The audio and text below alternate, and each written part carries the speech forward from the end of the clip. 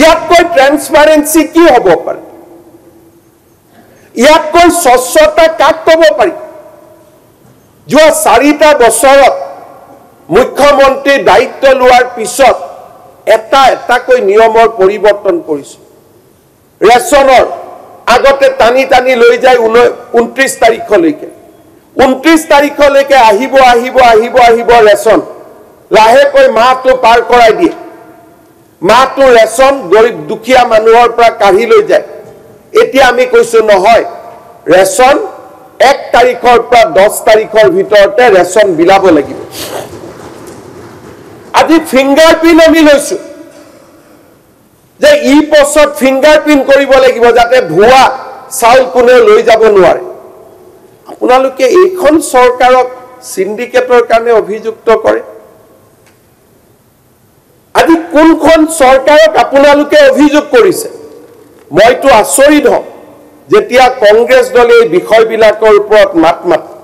মাননীয় অধ্যক্ষ মহোদয়, আজি বিশ্বজুৰি আমি প্ৰশংসিত হৈছো। আজি যদি আমিও কম্প্ৰমাইজ কৰিলোহেঁতেন, এটা গড়ৰ খৰ্গৰ বিপৰীতে 10 কোটি টকাৰ লেনদেন আমিও কৰিব পাৰিলোহেঁতেন।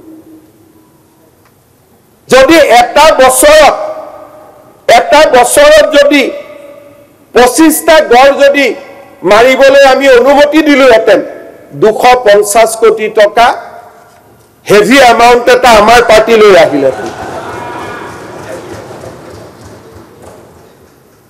অধ্যক্ষ মহোদয়, যদি আমাৰ চৰকাৰখনে ৰাইনো কিলিং যদি 2টা 0, 2021ত 3টা, 2022ত 2টা, 2023ত 0, 2024ত 2টা আৰু 2012ত 20টা, 2013ত 24টা, 2014ত 15টা, 25টা।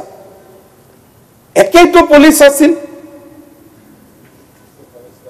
একেই ফৰেষ্টাৰ, একেই পুলিচ। আজি গড় হত্যাক নিয়ন্ত্ৰণ কৰিবৰ বাবে আমি কিয় বিফল হল? পলিটিকেল ইচ্ছা আছিল নে নাই? নে গড়ৰ খৰ্গক লৈ অসমত আটাইতকৈ ভয়াৱহ ডাঙৰ সিন্ডিকেট চলিছে? আপোনালোকে আজি আমাক প্ৰশংসা কৰিব লাগিছিল অধ্যক্ষ মহোদয়। মনোৰঞ্জন তালুকদাৰ দৰে বিধায়ক এজনে ইয়াত থিয় হৈ কি কোৱা উচিত আছিল যে এইখন চৰকাৰে ড্ৰাগছৰ বিৰুদ্ধে কাম কৰিছে, এইখন চৰকাৰে গড়ৰ খৰ্গক নিয়ন্ত্ৰণ কৰিছে, এইখন চৰকাৰে চৰকাৰী বিষয়াসকলক দুৰ্নীতিৰ পৰা আঁতৰাই নিবলৈ চেষ্টা কৰিছে, এইখন চৰকাৰে স্বচ্ছ নিযুক্তি দিছে, এইখন চৰকাৰে প্ৰধানমন্ত্ৰী আৱাস যোজনাৰ ঘৰ পৰ্যন্ত যাতে দুৰ্নীতি নহয় ইমানটোলৈকে গৈ চিন্তা কৰিছে। আজি তাৰ বিপৰীতে আপোনালোকে অসমৰ ৰাইজক কি বাৰ্তা দিব খুজিছে? আজি এই ভৎসনা প্ৰস্তাৱ আনিব লাগিছিল ৰকিবুল হুছেইন ডাঙৰীয়াৰ বিৰুদ্ধে। এই প্ৰস্তাৱ আনিব লাগিছিল, আজি মই নকওঁ বা জীৱিত নাই মানুহ তেখেত ক'ব নাপায়, কিন্তু এইবিলাক চৰকাৰ আমাতকৈ শক্তিশালী চৰকাৰ আছিল, অভিজ্ঞতা আছিল। দিল্লীত কংগ্ৰেছৰ চৰকাৰ আছিল, দিছপুৰত কংগ্ৰেছৰ চৰকাৰ আছিল, আৰু ময়ো কংগ্ৰেছত আছিলো, গতিকে আৰু শক্তি আছিল আপোনালোকৰ লগত। যেহেতু মোক আপোনালোকে এটা ফৰ্চ বুলি ভাবে, ময়ো আপোনালোকৰ লগত আছিলো। মোকো যদি ব্যৱহাৰ কৰিলেহেঁতেন, শিক্ষাত মোক ব্যৱহাৰ কৰিছিল, নিযুক্তি টেট শিক্ষক নিযুক্তি দিলো, দুৰ্নীতি কৰিব নিদিলো। স্বাস্থ্যত মোক ব্যৱহাৰ কৰিছিল, স্বাস্থ্য বিপ্লৱ আনিছিলো। ফৰেষ্টতো যদি মোক ব্যৱহাৰ কৰিলেহেঁতেন তেতিয়ালৈ গড় হত্যা মই 0 কৰি দিলোহেঁতেন। কিন্তু আপোনালোকে মোক কিয় তেতিয়া ব্যৱহাৰ কৰা নাছিলে গড় হত্যা ৰোধৰ ক্ষেত্ৰত? কাৰণ আপোনালোকৰ এটা সিন্ডিকেট চলি আছিল।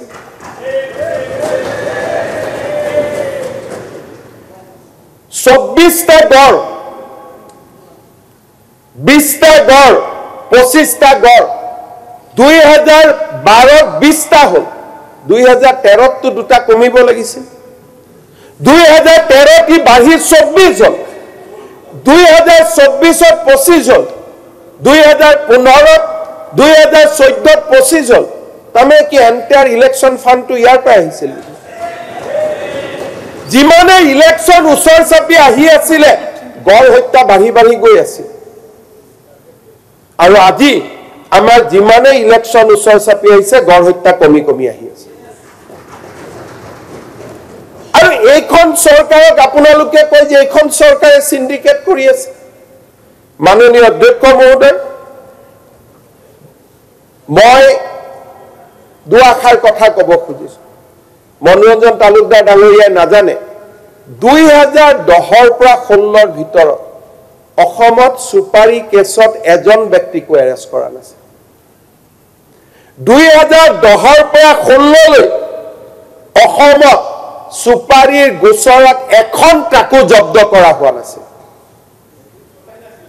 তাৰমানে তেতিয়া চলাই নাছিল নে সিন্ডিকেট চলি আছিল এতিয়া ময়ো নীল কৰি দিও গোচৰ তেতিয়া মই নীল কৰি দিও মনোৰঞ্জন তালুকদাৰ ডাঙৰীয়াৰ পৰা এড্ৰেছ লৈ লো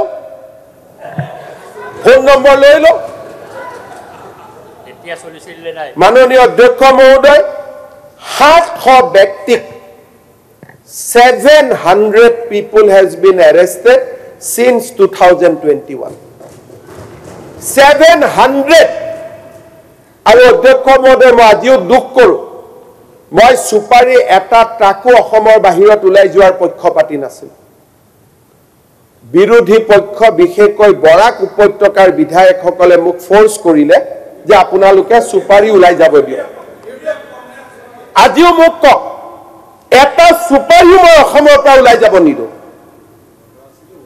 মনোৰঞ্জন তালুকদাৰ ডাঙৰীয়াই কওক 3 বছৰ মই বন্ধ কৰি ৰাখিছে 3 বছৰ পিছত আপোনালোকে এইখন হাউসত মোক ফোৰ্স কৰিলে যে দেখছি সুপাৰীখিনি যাব দিও মই তেতিয়াই কৈছিলো যে সুপাৰী যদি যাব দিয়ে এই ঘটনাবোৰ লগত আৰম্ভ হ'ব তেতিয়া মই হাউসত ৰেকৰ্ডত কৈছিলো যে অধ্যক্ষ মহোদয় মই অমিত শাহ ডাঙৰীয়াই মোক বাৰে বাৰে ফোন কৰি আছে যোৱা 3 বছৰ যে এক গাড়ী সুপাৰী হিমন্ত ওলাই যাব নিদিবি আৰু মই তেখেতৰ কথাকো হৰুগত কৰি 3 বছৰ মই এক গাড়ী সুপাৰী অসমৰ পৰা ওলাই যাব দিয়া নাছিল কোনে ফোৰ্স কৰিলে আপোনালোকে কলে যে কৃষকৰ কষ্ট হয় ওলাই যাব দিব লাগে এতিয়া যদি হেভি এমাউন্টৰ ডিসকাশন হৈছিল মই নাজানো আজি এই সুপাৰী ক্ষেত্ৰত 2021 ৰ পৰা আমি 700 এৰেষ্ট কৰিছো 6000 টন সুপাৰী আমি জব্দ কৰিছো কেতিয়াবা ৰাতি মই 2-3 লৈকে নুখু ৰেলেদি সুপাৰী পাৰ হৈ যায় এসপি বিলাকক ফোন কৰি থাকো যে অমুক ষ্টেচন গৈ পাইছে অমুক গৈ পাইছে কাৰণ মোৰ হোৱাটছআপত মানুহে খবৰ দিয়ে ৰাতি 2-3 লৈকে আমি ধৰিবৰ কাৰণে ৰখি থাকো ৰাতি 3:30 বজাত যেতিয়া এসপি জনে মোক কয় যে স্যাৰ ট্ৰেইনখন জব্দ কৰিলো গাড়ীখন ধৰিলো তেতিয়া মই টোপনিলৈকে যাও অধ্যক্ষ মহোদয় 700 ব্যক্তিক আমি এৰেষ্ট কৰিছো 6000 টন আমি সুপাৰী জব্দ কৰিছো 724 টা গোচৰ আমি ৰেজিষ্টাৰ কৰিছো অধ্যক্ষ মহোদয় মই জানো যে যেতিয়া সুপাৰী মুকলি কৰি দিয়া হয় মিজোৰাম আৰু অসমৰ মাজত কাইটিয়াতাৰ নাই মিজোৰাম আৰু মাইনমাৰৰ মাজতো কাইটিয়াতাৰ নাই আৰু প্ৰত্যেকখন ট্ৰাক পুলিচে যদি চেকিং কৰি থাকিব লাগে পুলিচে বাকি কাম কেতিয়া কৰিব সুপাৰী এন্টি সুপাৰী স্কোৱাড এটাটো আমি খোলা নাই অসম পুলিচৰ কাম খালি সুপাৰী চুৱাইটো হ'ব নোৱাৰে সেইবাবে মই এবাৰ ইন্ডাষ্ট্ৰি ডিপাৰ্টমেন্টক কৈছিলো যে সুপাৰীৰ গুটেই ঘটনাটোৰ যাতে সামৰণি মৰে সুপাৰী উদ্যোগ অসমতে স্থাপন হওক অসমৰ বাহিৰৰ পৰা যাতে সুপাৰী যাবই নালাগে